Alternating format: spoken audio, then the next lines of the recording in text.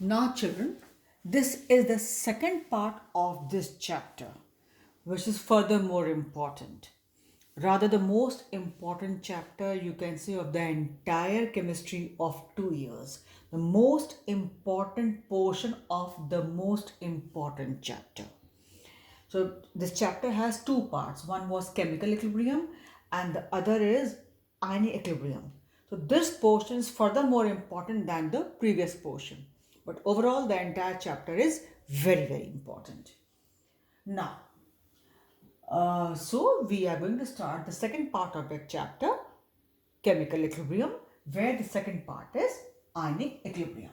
Now, ionization of weak electrolytes. We will see first this. So again, the chapter is full of new terms and new formulas, new concepts, all very fundamental and easily understandable.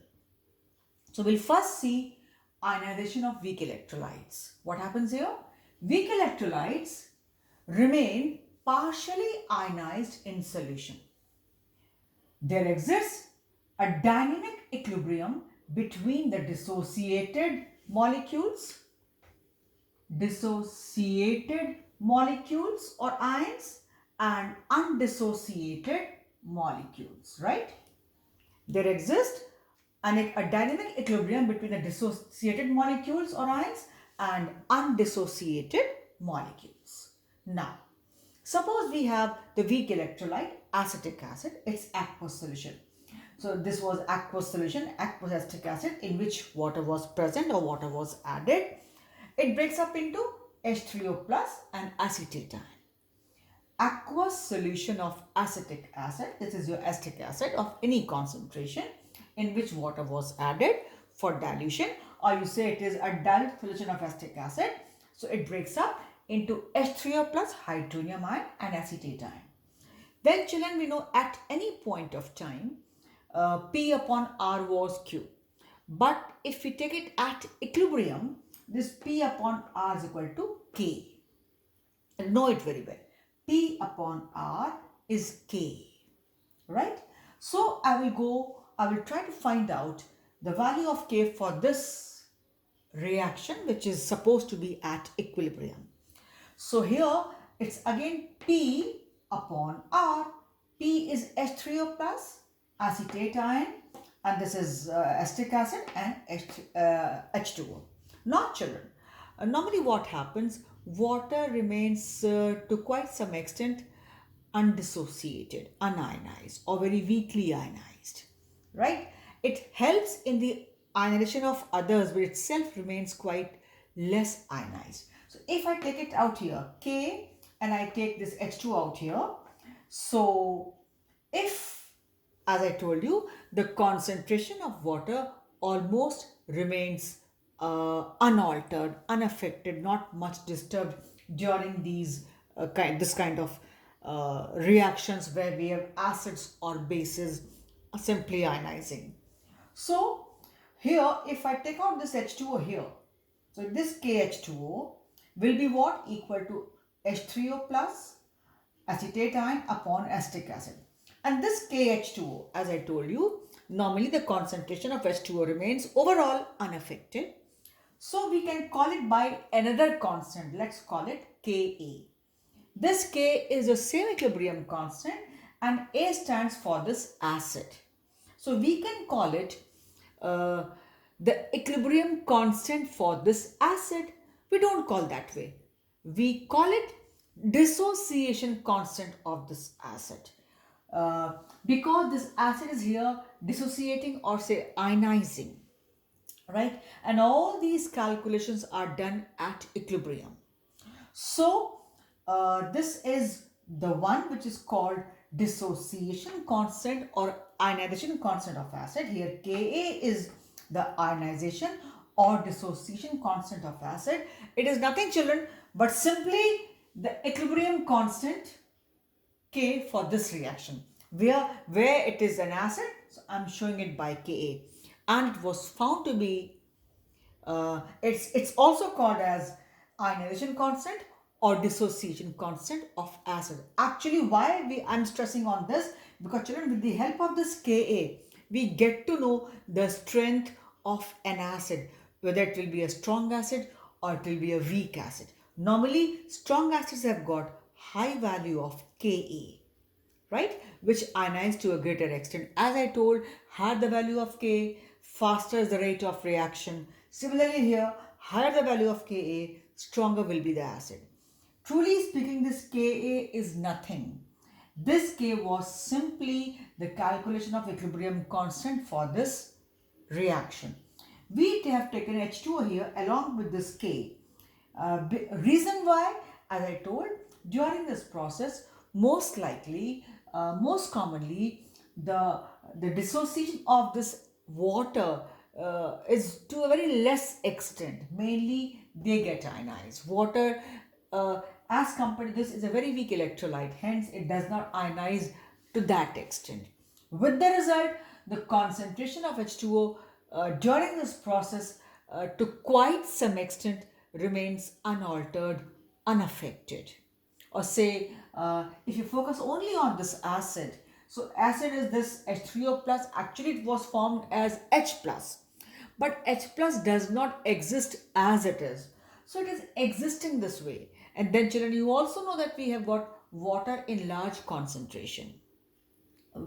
These might be 10 number of moles, this might be 100 number of moles. With the result, overall if you see, so this H2O, this molar concentration of H2O per liter remains practically unaffected, unaltered. Or if you still don't want to agree, then you don't agree. So we brought this here and we call it by another constant. This KH2O is called by another constant, call it dissociation constant of an acid or association constant of the acid. Because children, if you see mainly acid, it breaks up as H plus, which does not exist. It exists as H3O plus and acetate ion. So finally, if you see acid, in the acid you will have this and this water. There's no place. That's why we brought the water here and now we call it by another constant known as Ka, which is ionization constant or dissociation constant of acid. Similarly, one can go for a base also and then one can call that Kb. For base, it will be accordingly Na plus OH minus. It will be Na plus, it will be OH minus, and simply, suppose it was your a weak base, say, which one you want, a weak base, say calcium, I won't say calcium hydroxide, any weak base, say, what, you want, okay, weak base you take as barium hydroxide or any aluminium hydroxide, ferric hydroxide, all these, but they should be soluble so that they break up into ions. So say aluminium hydroxide. So what? It will be Al3 plus and 3OH minus. So accordingly, children, for a base, you can go. Ammonium hydroxide, it is simplest ammonium hydroxide, a weak base. So it would have been NH4 plus, this would have been OH minus. So NH4OH plus water gives you NH4 plus and OH minus. Right? So water still remains, the concentration of water will remain unaffected. I have shown you only for acid, but one can go on the very same lines for base also. How? NH4OH. Right?